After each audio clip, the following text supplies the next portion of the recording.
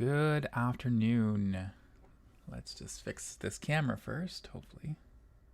Oh no, that's correct. Okay, perfect.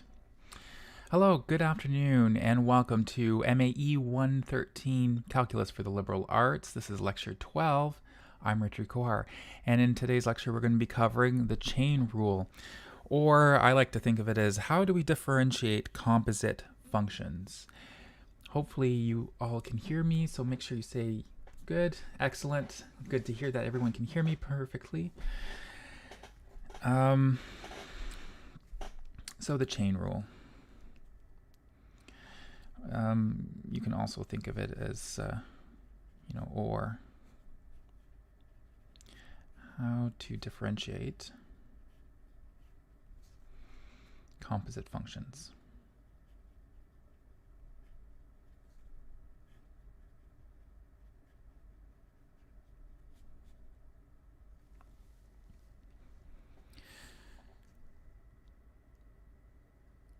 So let's kind of review what a composite function is. So let's some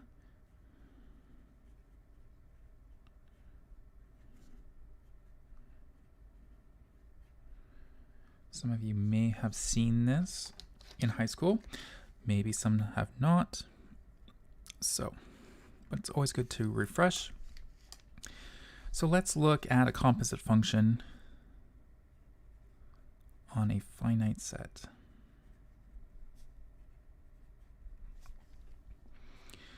So we start off with, say, we'll have an A. So this is a set A. We'll have B. And let's have C. So we have one. We'll have 4 elements here. And I guess the question I should ask is the can you see the whole sheet of paper here? Because on the preview from YouTube, it looks like it's being cut off.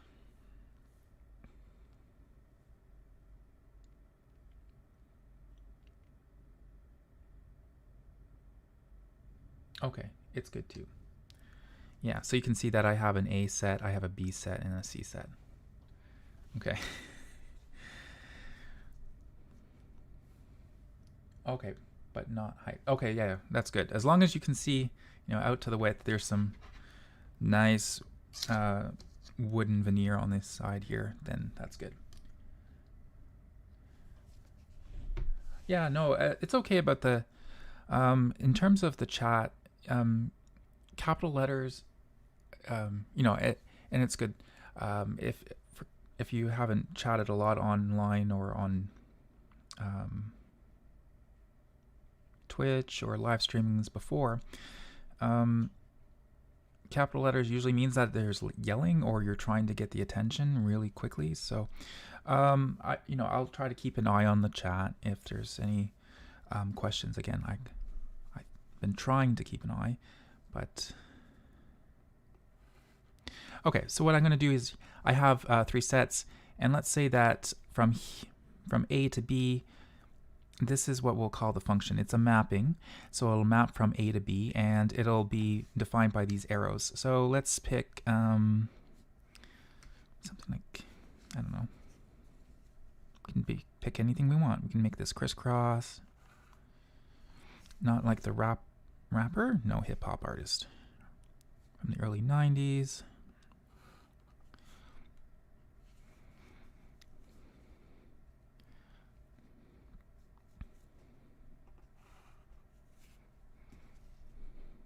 There we go.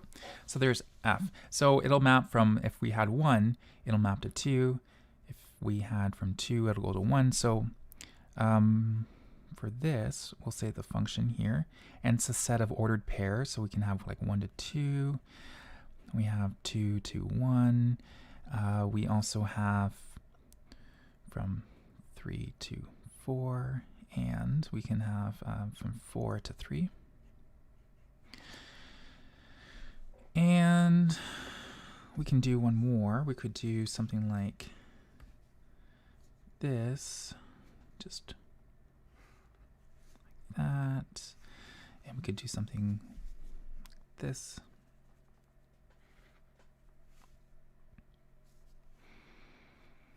And, you know, we're just, let's do it like that.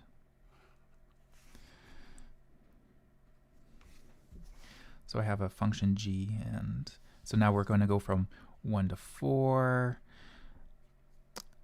2 to 1, 3 to 2, and 4 to 2. So a composite function would be something like where, we'll call this g, is where we'll apply the function here. So it'll get us, maps all these numbers in this set.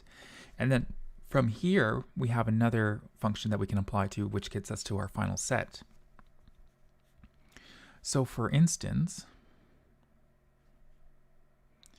if you write a composite function, and instead we just kind of skip and we go to just directly to set C,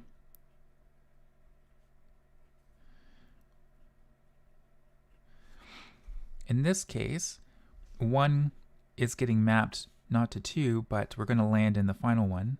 So what I'm trying to do is in this case, it's going to be, we're going to apply F, and then we're going to apply G.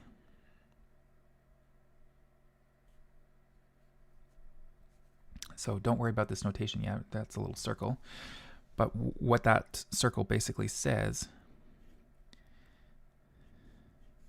is if I have an element of x, it's I'm applying the function f, and then after that I'm applying the function g. Last one should be 4, 3. Yes, because I drew an arrow, of course. Thank you for catching that.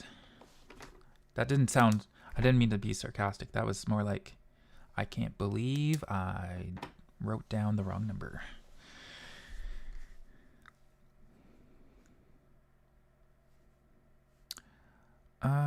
Right. But thank you. It's good. It's good that you're catching stuff. I'm glad that people are paying attention.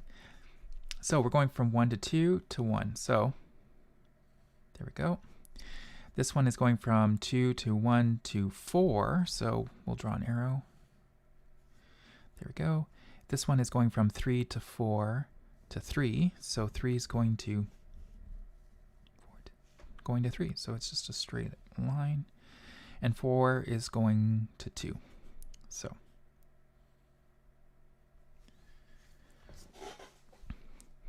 So we can also write this as G composed of F.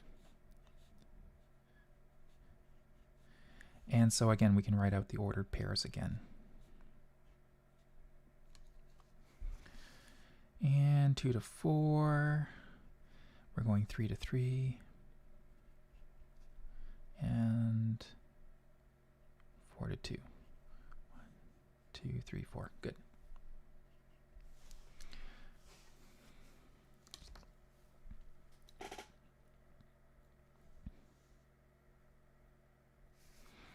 Okay, so what I'll do is I'll give a little bit of here's a definition for it. Definition. So if we're given two functions, f and g,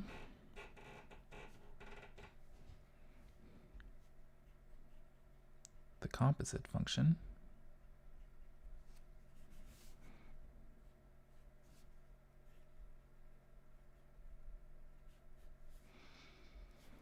so let's call it g of f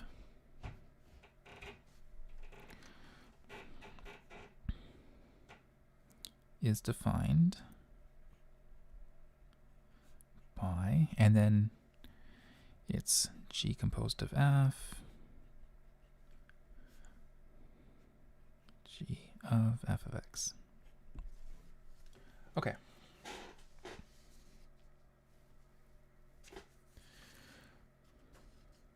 So let's do an example. We've done this with finite set, so this is on a finite set. Let's do it on using a functional notation. So let's do an example. And by functional notation, I mean using like f of x.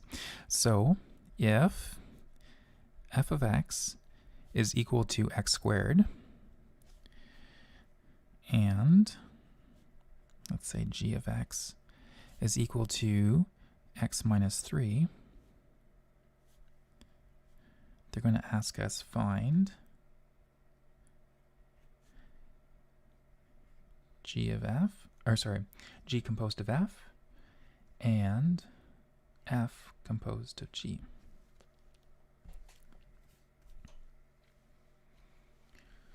So that's a 2. Okay. So for A, g composed of f.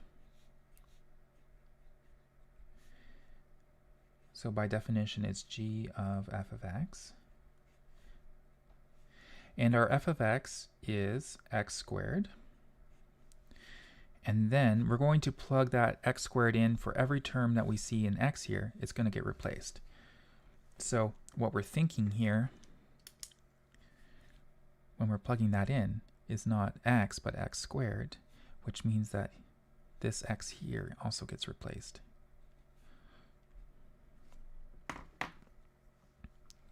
So we get x squared minus 3.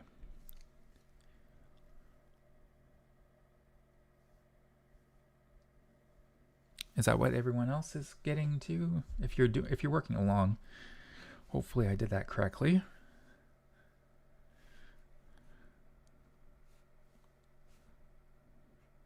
I have to poll the audience to make sure that I did it right.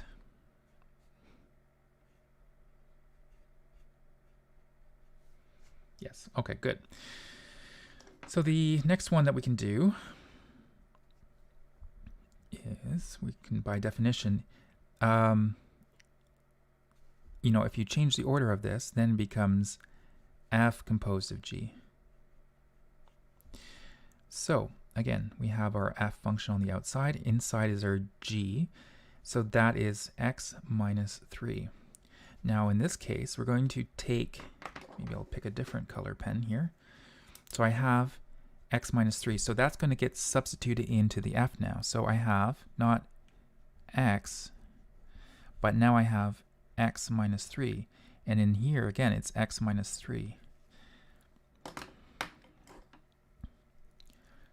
And it's going to be all squared. So there's a brackets around that.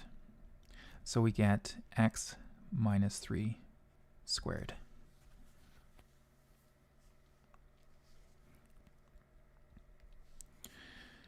So that's the end of that. Just as a little remark, or something to take notice of, notice that if I change the order in which I'm using the composition of the functions, that I get two different functions. So, in general,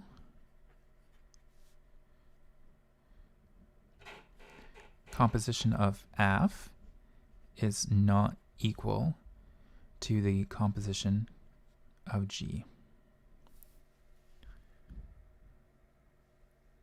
Okay, and again, that's basically what this is saying, is that it is not the composition of functions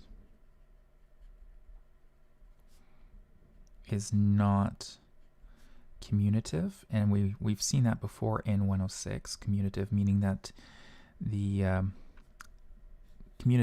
the order doesn't matter, but I'm saying it's not, so the order does matter. Order matters.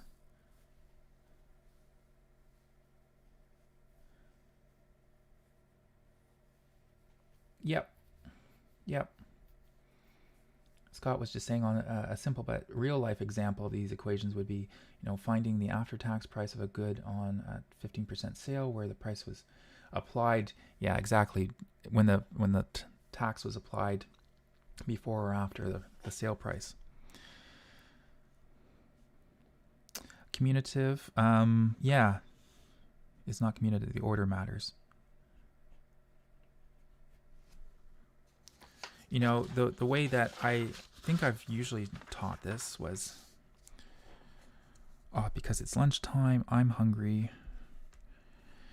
The way that I usually taught it was like, we think of it as terms of machines.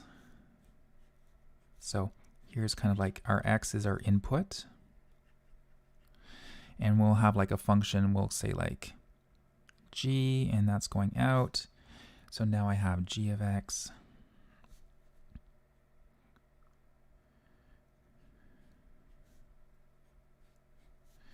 And this is going in, and then here is f, and out comes f g of x of that. Or you can also think of that as g composed of f. But the way that I used to talk about this is why the order matters is thinking about like making sausage, which is like, here is your meat, and I'll use a different color. Like you have a great, you know, chuck or sirloin, and then we shove it through this one, which is the grinder. And extrudes out, and we have, you know, ground or minced meat. So then at this point we have, you know, minced meat. And then at this point, if we're going to make sausage, we're going to then have a casing. So it goes in here, the minced meat goes inside the case, and then out comes sausage.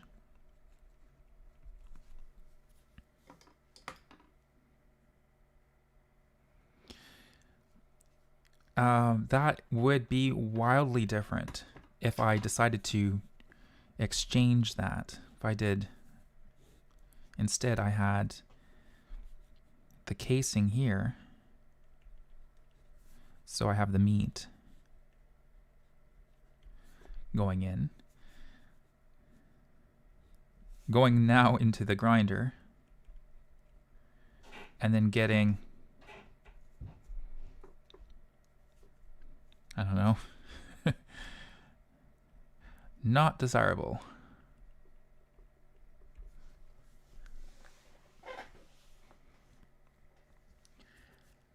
So again, the order matters.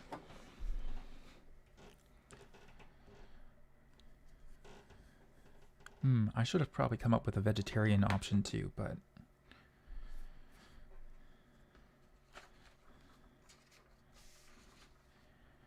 probably the vegetarian option is that, because then people don't want to eat that.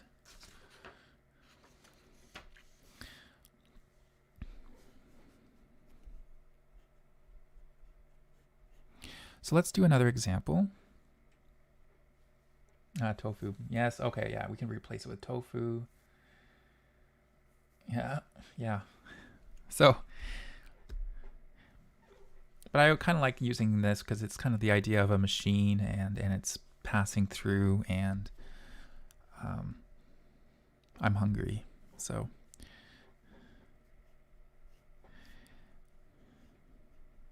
let's do another one where I have root of x, and yes, there's also Beyond Meat. It's actually pretty good.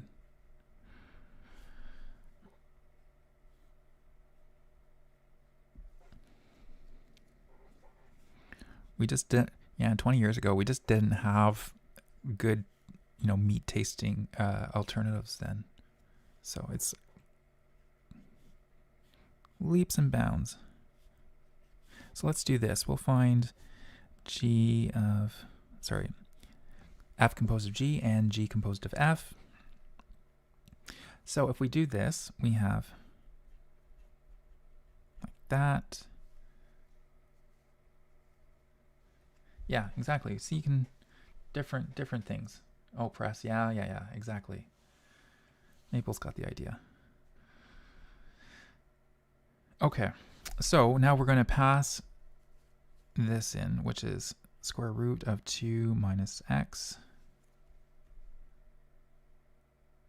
G's composed, is that... Oh, for this one, let's see. Well, if I change that, this would be like F composed of G. I think that's the question that Frank is asking.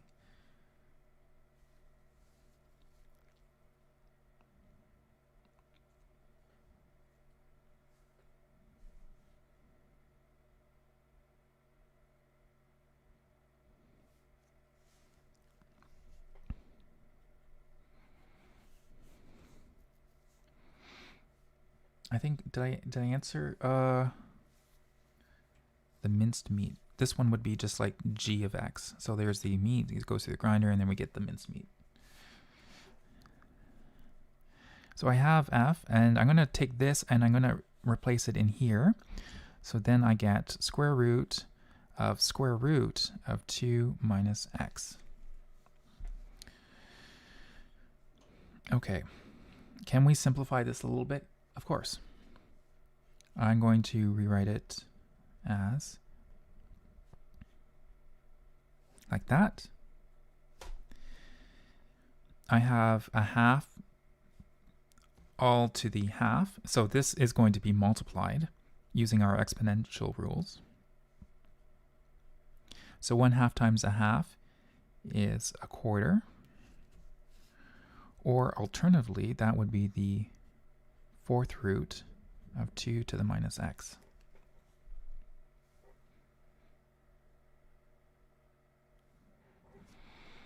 And similarly, we'll have G of F of X.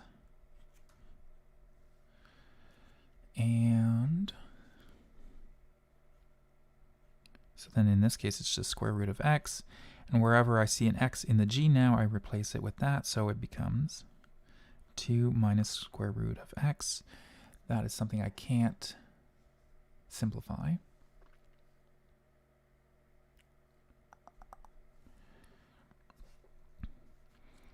And of course, you can actually apply the same function to itself again. So for instance, I could have like G composed of G.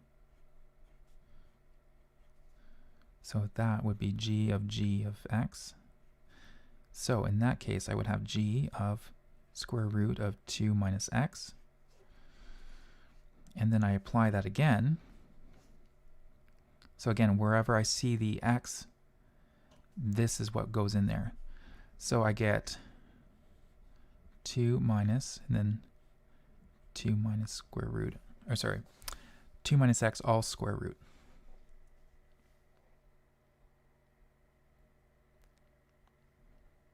Why can't I simplify that further?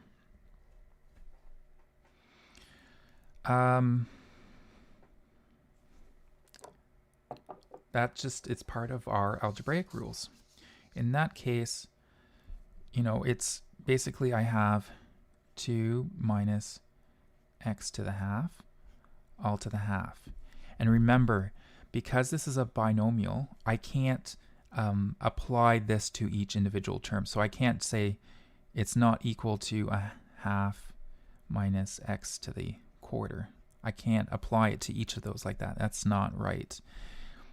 Remember, it's a common mistake that we usually see. If we're expanding something like a plus b squared, people usually want to write a squared plus b squared, but we know that's wrong because when we expand that out, it's a squared plus 2ab plus b squared. Perfect. You also have to confirm that I answered the question, because I'll just keep talking until hopefully I answer the question to your liking.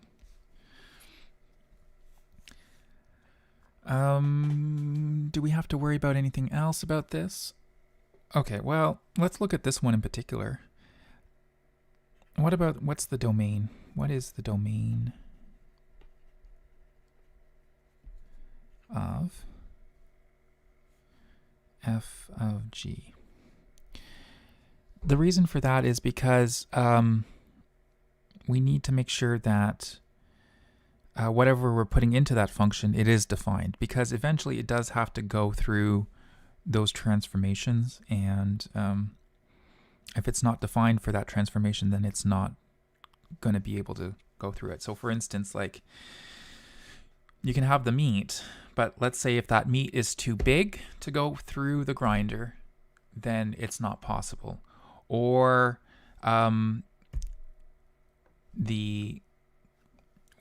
this is not able to go through here, the casing, then it's not possible. Same thing with this. We have to restrict what the domain is so that what we get when it goes through, say, G and goes through F, that it's going to be defined still. So, what is the domain for this?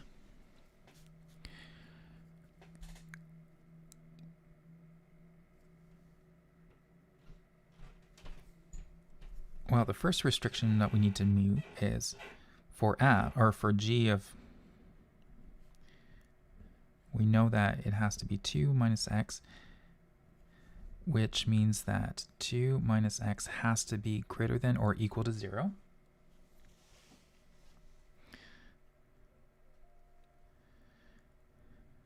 Yes. Yes, or equal, yes, because it can include 0. So bringing that over, I got minus 2, and so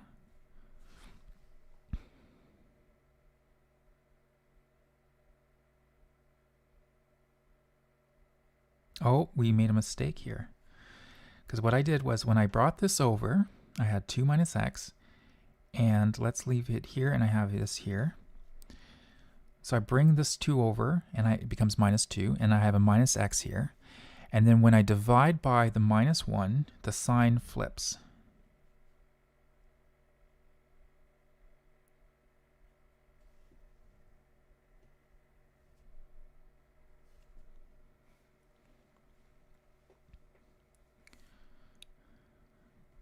Right? Yep. So that means that for G, the domain is from minus infinity to minus 2 and including 2. And so when I plug that into the next one, which is F, I need to look at the domain of F.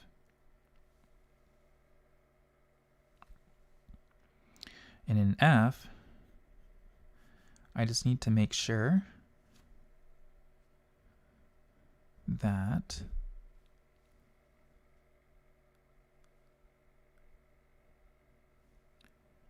x has to be greater than or equal to 0.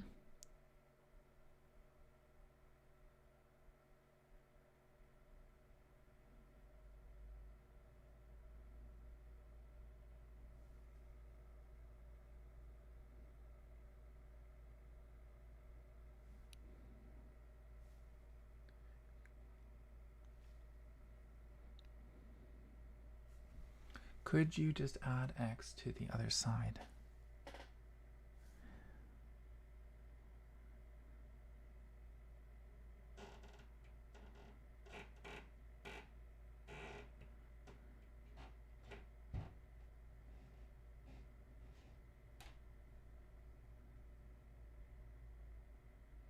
I'm not quite sure. Oh, only if you add 2 x's to each side. Yes, exactly.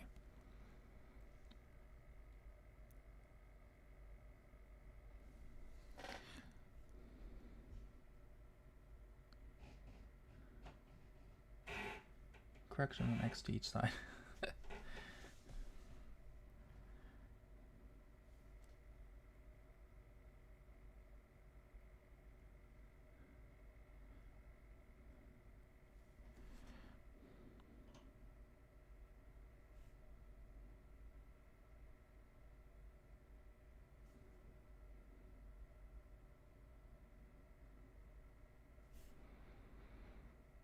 Yeah, this isn't okay because I'm just thinking this out. So if we look at that,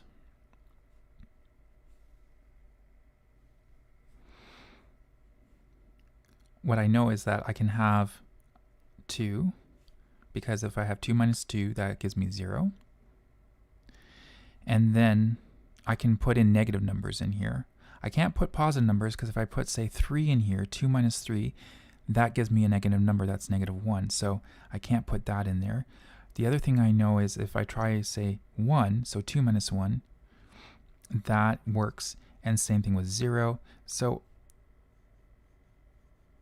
I know that the domain should be from minus infinity to positive 2.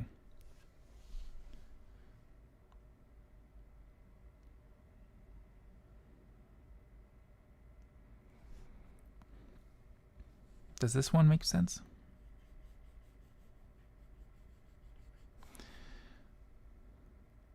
So if we do that,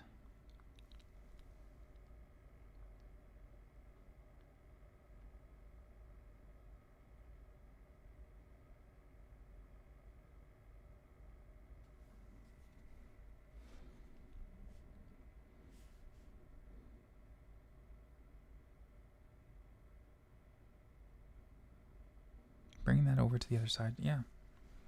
So it should be positive.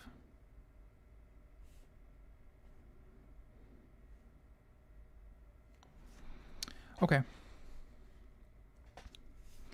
So in the end, the domain for this should be, yeah. It should be, the domain is all the x is such that x is less than or equal to 2, or that's equal to minus infinity to 2. Okay. So now that we have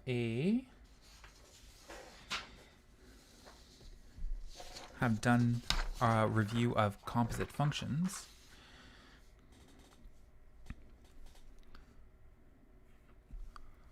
the idea is to, how do we differentiate something like that? So if we have a function that's made up of it, how could we differentiate that?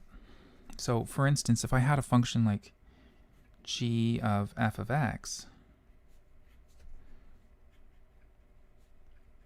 how do we differentiate this?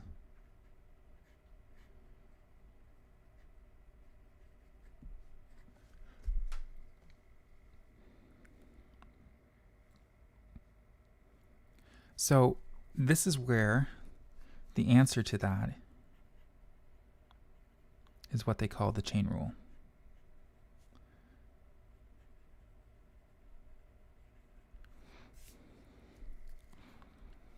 And so what they said is, if I let this be h, what the chain rule says is if I want to take the derivative of this, that we're going to take the derivative of the outside function,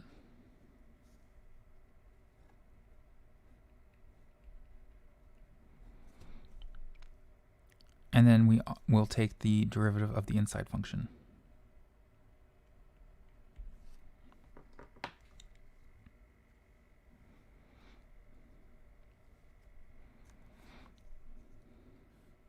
So take the derivative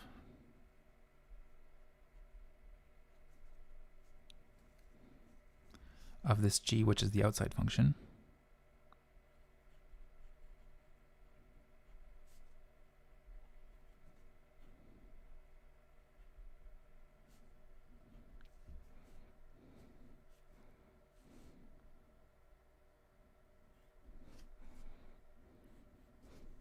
and then this one says take the derivative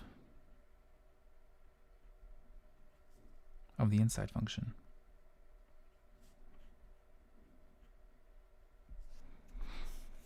Okay.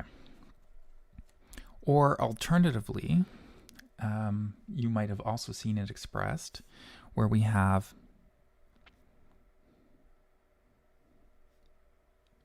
let's say so this is in Leibniz notation. If we let y be a function of u, and u is a function of x,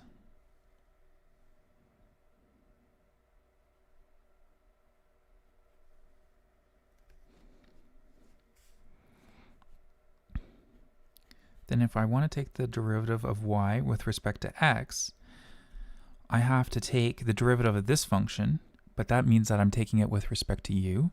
So I have the derivative of f, or y, with respect to u.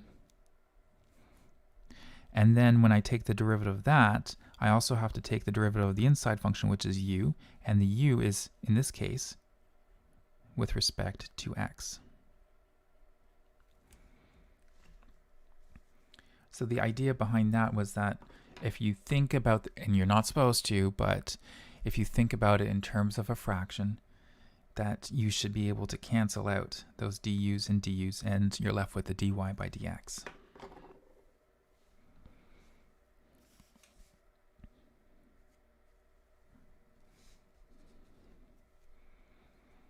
Okay, so now that we've done all the composition and we've done, we talked a little bit about the chain rule, about with derivatives, you're probably asking me, why is this, how is this going to help me? And it might not help you immediately in the real world, but it's going to help you at least in book world, which is the skill sets that we're learning at the moment. And if I have this function, x squared plus 1, all cubed,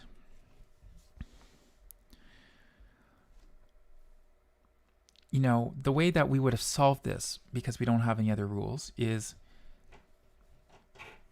to expand that out.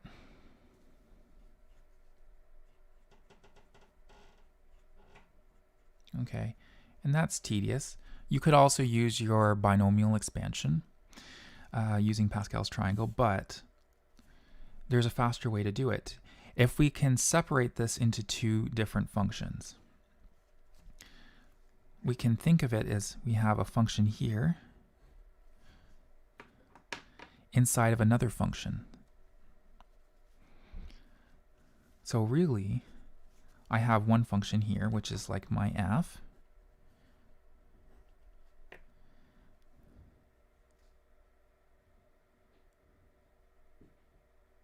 So let's call that my f of x is equal to x squared plus 1.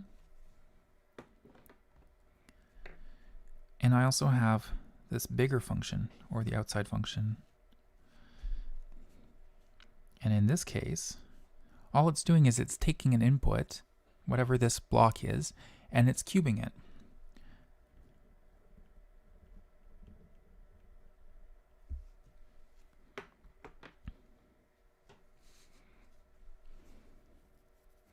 So effectively, what we can do is we can write y as a composition of functions, that it's f of x composed of g.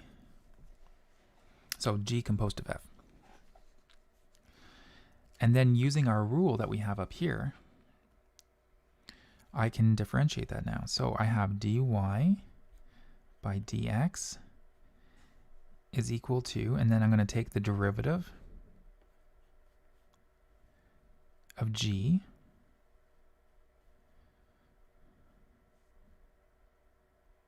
so that's dy with respect to g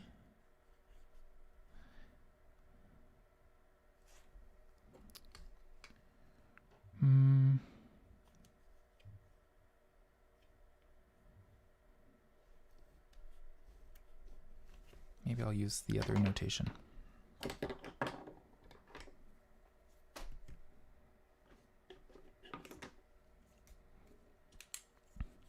So we'll use the same thing up top here.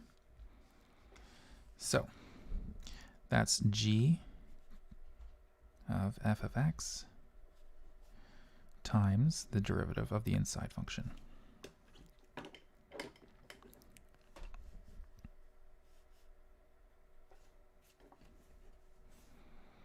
So the derivative of g is straightforward because we just apply the power rule, or the combined power rule. So we have 3, so the 3 comes down in front and it becomes squared. And then what this is asking us for here is that it needs to be with f of x inside of it. So when I have g primed of f of x, I'm going to substitute whatever f of x is in here. So it's x squared plus 1.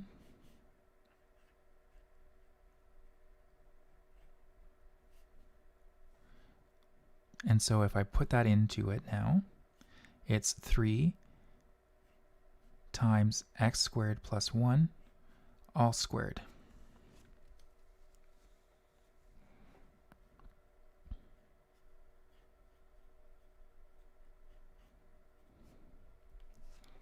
Then the next thing is I have to differentiate the inside. So the inside in this case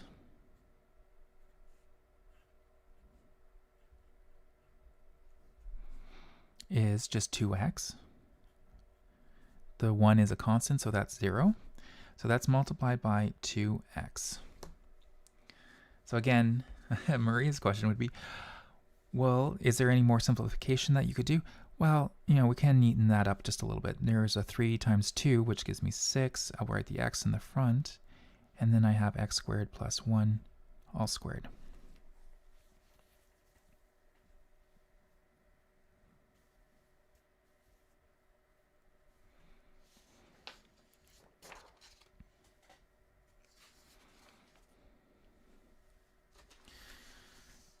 So we see that often enough where we have like x squared plus 1 to the 3. So you could have something, just as a quick kind of rule for us. If you have some function f of x and it's to the power n,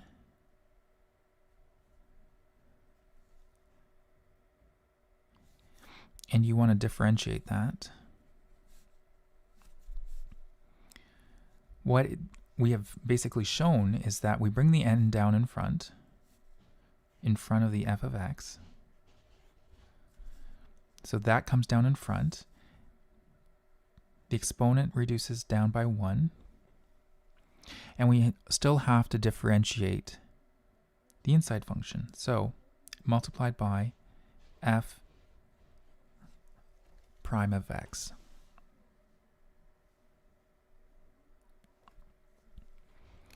So now we can do something really quickly, which is, say if I have another example, I have y equals, here's something that we weren't able to handle before, which was something like x squared plus 2x plus 5, all to the square root. We can't expand that out. The way that we can now use, we have our chain rule, is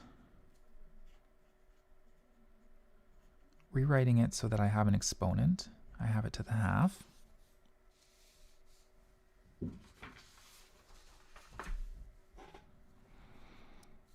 If I take the derivative of it, I can bring the exponent down in front. I leave the inside alone, and I have 1/2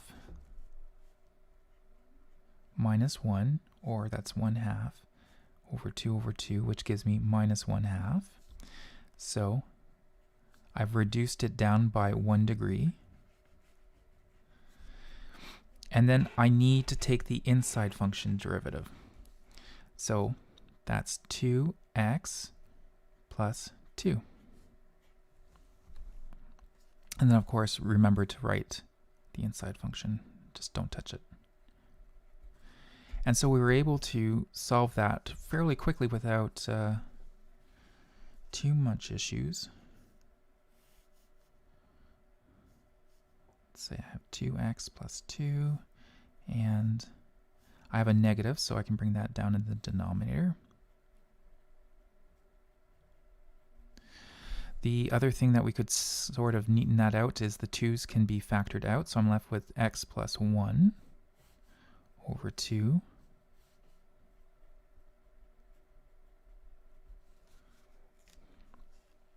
These 2's cancel, and so I'm left with 1,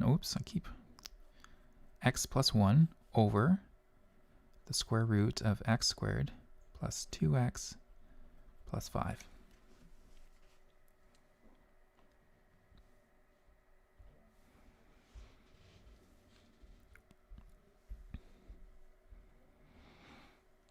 And then I think Mr. Walker had asked about the quotient rule. Do you have to memorize it? Well, now that you have the chain rule, you don't necessarily have to remember it. With the chain rule, the same kind of neat thing that we can do. If I have, say, y over 1 over x cubed plus x squared, well, we could apply the quotient rule. That would be fine. We could also rewrite this as x cubed plus x squared to the minus 1. And then we can take the derivative of that. Taking the derivative of that, I leave the inside alone. The minus 1 comes down in front. The minus 1 up here reduces down, goes down 1. So it goes minus 1, which gives me minus 2. The derivative of the inside function here, which is 3x squared plus 2x. And then again, I leave the inside function alone here. So x cubed plus x squared. And then neatening this up a little bit, I have minus, here's 3x squared plus 2x all over. I have x cubed plus x squared all squared.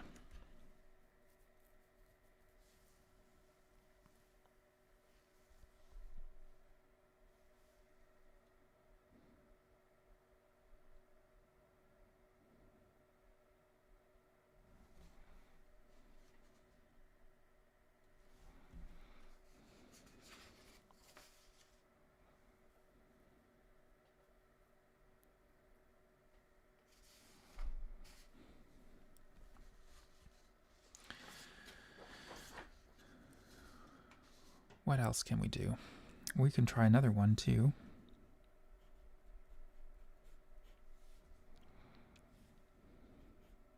If I have this derivative, which is x plus 5 over x minus 3 to the 4th.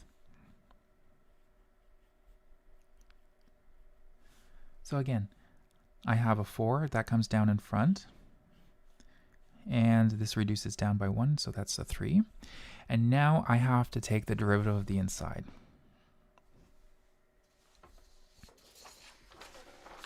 So this is where we can kind of review what our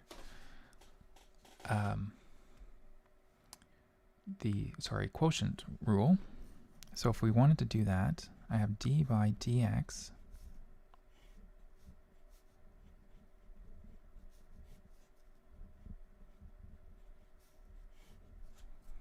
equals. So remember, when we're taking the derivative, it's derivative of the top times the bottom minus the top times the derivative of the bottom, all squared. Ooh, 1 minute left. Okay. So then I'm left with derivative of the top, that's just 1.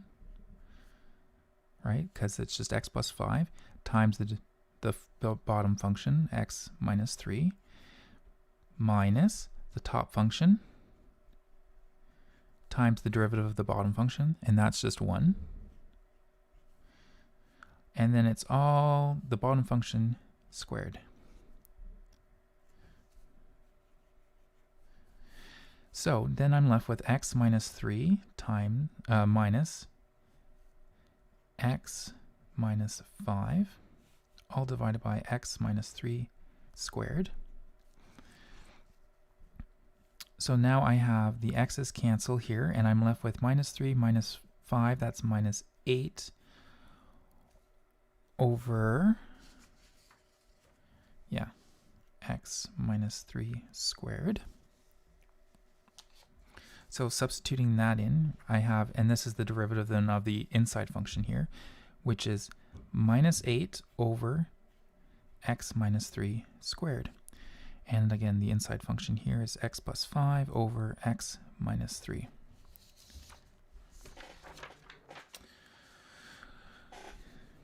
And can we simplify this a little nicer? Of course. I have 4x plus 5 to the 3 over x minus 3 to the 3 minus 8, and I have x minus 3 squared.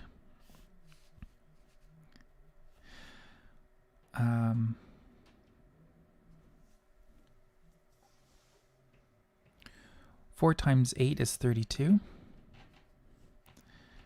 I have x plus 5 cubed, and I have cubed and a squared here, so 3 plus 2 gives me 5.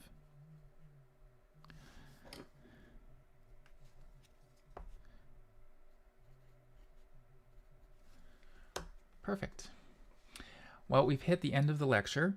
If you have any questions or comments, please feel free to send me an email at my RMC account. We have office hour beginning at 1 o'clock till 3 through Big Blue Button on Moodle. Bring your questions. If you want to talk about the quiz, we can also talk about that too.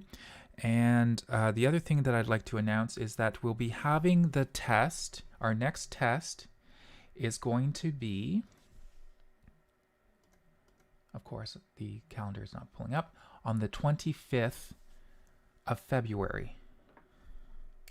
So our next test, so our test 1 is the 25th of February, 2021.